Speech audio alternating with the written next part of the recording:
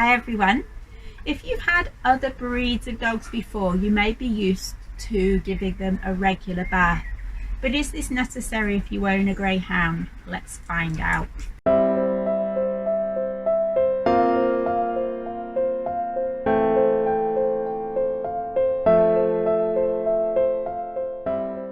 So I grew up with a Westie and he certainly needed a bath on a regular basis. He loved to roll in cow pats, and if the grass had been cut recently, he'd come in covered in green stains. So I clearly remember as a child wrestling with him in the bath as we tried to freshen him up, and I'm really not sure who got wetter, him or us. Greyhounds, however, are a different matter. With a short, fine coat, they don't collect the dirt in the same way as longer coated breeds do.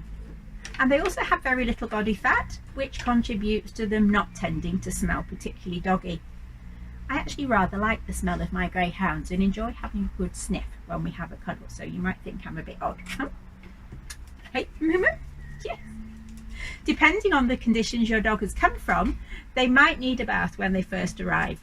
So it can be helpful to wash out extra fur if they have kennel coat. But even if they are a bit smelly, I wouldn't do that straight away because it could be a stressful experience for them. However, after that, unless they're out and about getting very grubby, it may not be necessary at all to give them a bath. So none of the dogs I have at the moment have ever been bathed since I've had them. But if one gets a bit messy, then I sponge down that area with diluted Hibby Scrub in warm water, or I use a few fragrance-free wet wipes. Maggie here likes to lie on the grass, and if she manages to lie on a damp patch that isn't rainwater, then that's quite enough to clean up that section of them. And if they tread in some poop, then I wash their paws in a bucket of warm water with Hibby Scrub in it. But that's about it. We don't actually have a proper bath.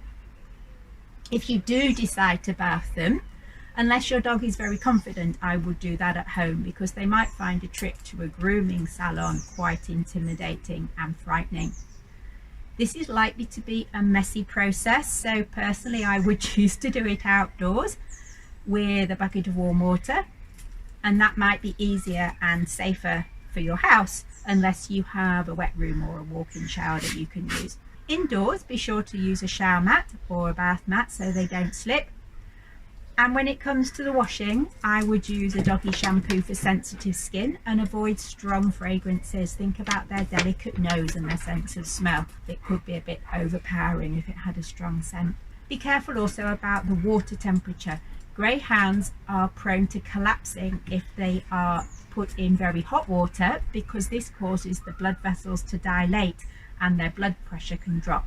So stick to lukewarm water, not cold, not hot. And be prepared to get very wet afterwards when they have a good shake. So that's all we need to tell you about bathing Greyhounds. I hope that's been helpful. We'll be back again soon with more videos for you. Bye for now. What are you throwing the water away for? I was just about to have a bath. Reveal your maybe, Joe. You said you want to have a bath for all the bonios in Pets at Home. Shush you, Moo. She wouldn't know. Thank you. I feel suitably refreshed now to venture forth and meet my public. What's that you've got there? Can I eat it? No, you can't eat it. What do you mean, no? Of course you can't eat it, you daft beggar. Well, you stuff that then. Oui, not so rough. Make you realise I am a delicate flower. I think something's fallen off. But it on eBay, dear boy, it'd be worth a fortune. I think you've watched the wrong end, because this stinks. What do you mean, stinks? I smell of roses in summer mornings. Look out for new videos every Monday, and why not subscribe so you don't miss out?